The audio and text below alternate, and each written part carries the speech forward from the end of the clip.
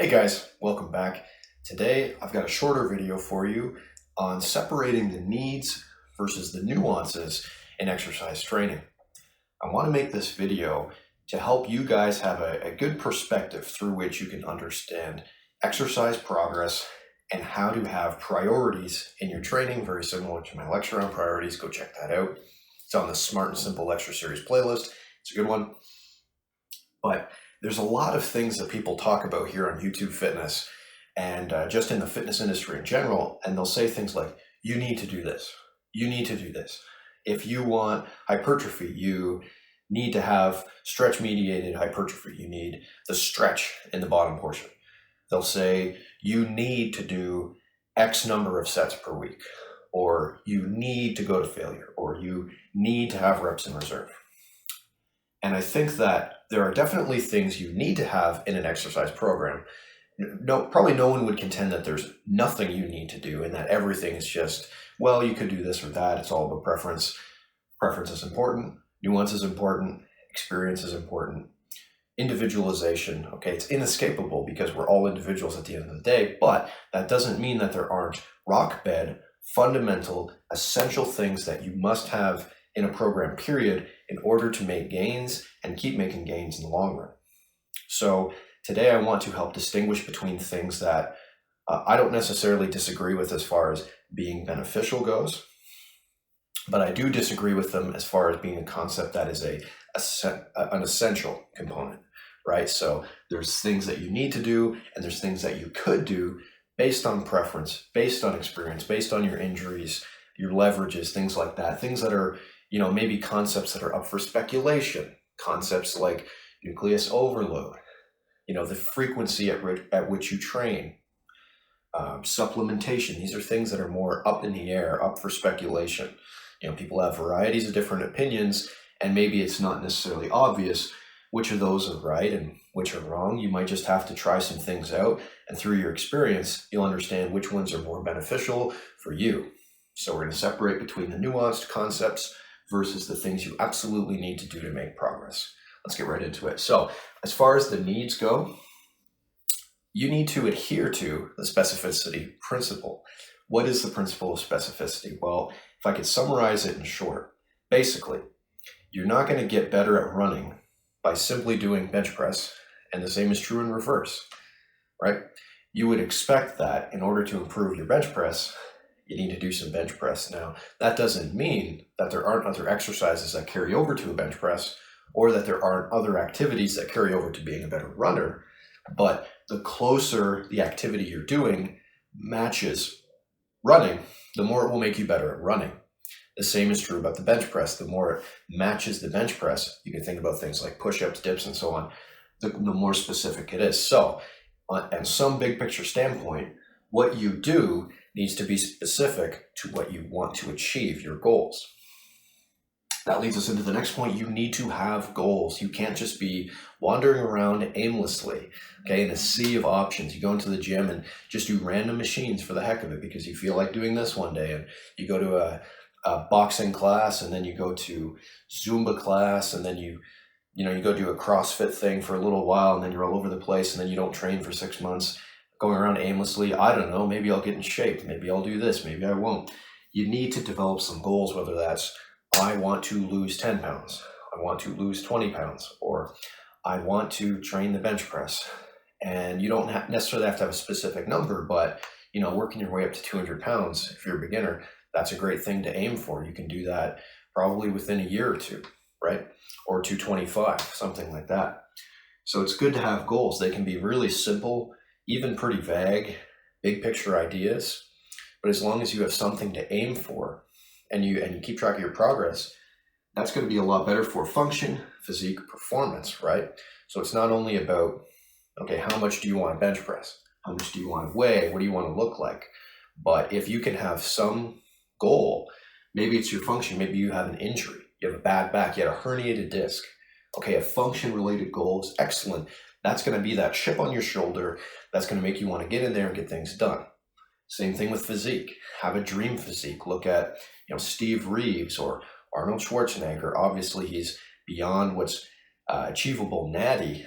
Okay, we advocate being natural on this channel, no drugs, but having some sort of physique that you admire is a really healthy way to envision the future you and keep track of where you are now. And of course, you can get obsessed, but either way, function, physique, and performance. Performance would be that example of the 225 bench.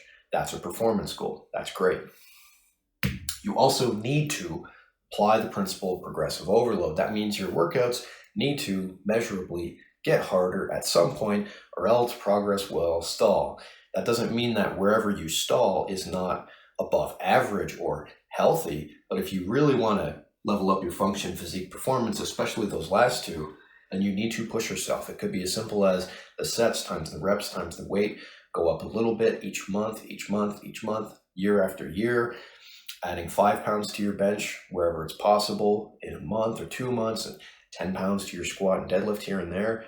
Things like that are obvious ways of saying to yourself, I'm working harder. You need that. It doesn't have to be one specific progression scheme, but there needs to be progression, period.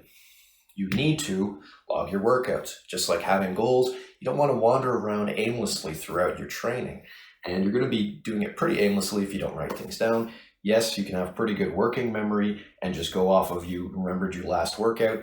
But if you have to take a break from training, if you didn't write any of it down, well, now it's going to be harder to remember. Some things will come more intuitively than others. Maybe you'll remember your isolations, but guys, at the very least, write the date, name of the exercise, the sets, the weight used, and how many reps.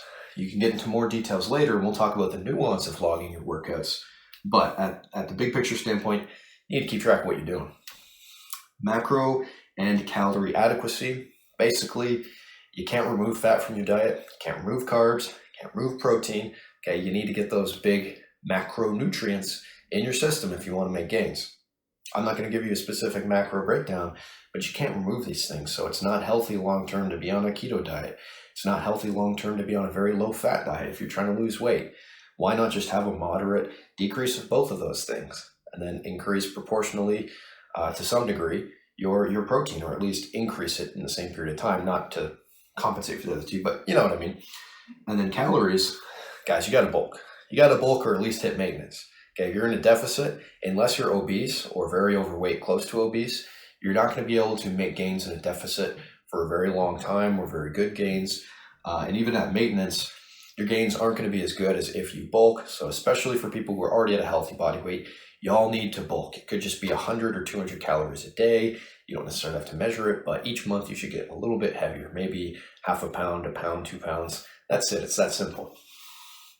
You need to recover and warm up adequately. If you don't warm up, you're going to get snapped up.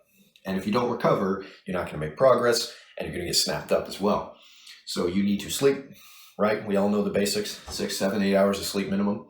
And you need to do a set that's lighter to prepare your muscles for the heavier weights, especially. Maybe on lateral raises, you don't need to warm up. You're doing sets of like 15, 20 reps, okay? Versus bench press sets of 5, or deadlifts sets of 6, or squat sets of 8, okay? Those big compound movements, especially heavier, you need to get warmed up. Doesn't apply to all your exercises, but please focus on your warm-ups. And you need to train within your limits, because you are not someone else and you are not you in the future. You are you, and you are you in the now. So you need to do whatever you're capable of and not go beyond that. Yes, you can push yourself really, really hard, see where your limits are. I encourage you to test your limits, but you have limits, period. So you need to do all these things in order to make great gains throughout the long run, and to make gains, period. You need to do these things. Now, the nuance of those is that specificity is a continuum. Things can be more specific or less. And even things that are less specific can help your training for nuanced reasons. I'll give you an example. A leg extension machine is a great tool for blowing up your squats. Why? They're both quad movements. So disproportionately training your quads, assuming you can recover and that's within your limits, right? Adding leg extensions in should blow up your squat. Why? You're hypertrophying the quads, you're strengthening the quads. Quads are really the prime mover of a squat, even though it's not totally specific, because if someone tries to replace leg extensions for squats, that's not necessarily going to help very much, because it lacks total specificity with the glutes and the adductors and the back muscles as well, if we're talking about a back squat. Guess what? If you add it in addition to your squat, even though it's lower on the specificity scale, right? The arbitrary specificity scale that doesn't have numbers, by the way, it's still going to help. So just because something isn't totally specific to your training doesn't mean it can't help in addition to, or even in the absence of, the thing that you're trying to achieve. So think about it. Things don't always have to be maximal specificity all the time. Goals can change. And we have, various timeframes for various goals. So 225 bench is going to take a lot less time to achieve than a 315 bench. It's just that simple. And you might discover that you get kind of sick of squat, bench, and deadlifting, and that doesn't mean you shouldn't refine those movements and force yourself to train them consistently. But it's okay if at some point you want to swap competition bench for Larson press, dumbbell bench or back squats for front squats, because those movements feel better on your joints. You have more fun. You decide you don't care about powerlifting competitions. Those are perfectly valid reasons to change your goals and your training accordingly. Progressions should have qualifiers. So things like, add weight if, right? Don't just add weight. Don't just add reps. Add the reps if those reps are at a consistent quality. That's what you need to do. Okay, so you don't want your rep quality to decrease just for the sake of adding some weight or another 1 or 2 reps within a week. You need to have quality. So that's the qualifier. What's your qualifier before your progression? An easy one is basically the same range of motion, basically the same tempo or similar, and it shouldn't look shaky. Okay, you shouldn't be cheating and compensating. Those are good examples of qualifiers before you push for that progressive overload. And you want to navigate between too fast, too slow. So the rate of progression matters a lot too. You can slow yourself down. Slow progress is progress. And you can go too fast. Then you'll end up going beyond your limits. So you need to think about how fast you're going and how your body feels and how the movements are actually going along. Are you compensating, etc. If you miss 1 log or 2 here and there, it's not going to kill you. And OCD logging will bore you. So if you meticulously write down every single thing possible, like your RPE and what was the range of motion like, or was your hip shifting on this set but not that set, you can write a lot of notes that are helpful. And I would encourage you to do more intricate, more detailed notes to a point. The longer you train, the more seriously you take it, especially for strength where rep quality really matters on those heavy sets. But you know what? It's okay if you don't write down every single activity 100% of the time. And it's okay if it's more bare bones, but more detail can help. Just don't get to the point where you're, spending copious amounts of time each week writing notes. You don't need to spend hours and hours. All right. Now, as far as the macros and stuff goes, protein, increasing it to a certain point can have a benefit. Maybe it's a diminishing return, a certain level of protein. Carb loading, right? Getting lots of carbs in you before a competition or before a heavy session. It's a good idea. Do you have to do it? Maybe not. Maybe it's not something you need to do, but it's something you could do. Micros, right? It's not just about the macronutrients. You need vitamins and minerals. Supplements, all this stuff is really just great. Okay, it's not that you need these things, but in addition to the nutritional adequacy, it will make a big difference. And as far as cardio versus dynamic warm-up goes, that's going into the warm-up adequately. Yeah, if you do like treadmill or bike or something, that's going to help you for squats, but that's not necessarily going to warm you up as good for like pull-ups or bench press. So there's a little bit of nuance to what type of activities actually prepare you for what type of movement. And you might want to do multiple sets as you get stronger for something like bench, squat, deadlift. 2 or 3 warm-ups, not a bad idea. And then, of course, your limits will change, so experiment and find what your strengths and weaknesses are.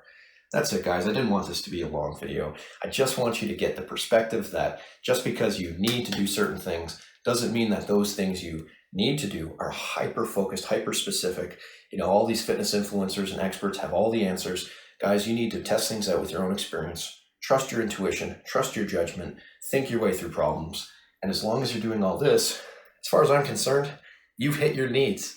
This is bonus. This is up to subjective opinion. This is not necessarily needs. Doesn't mean I disagree with any of this stuff or I agree with all of it.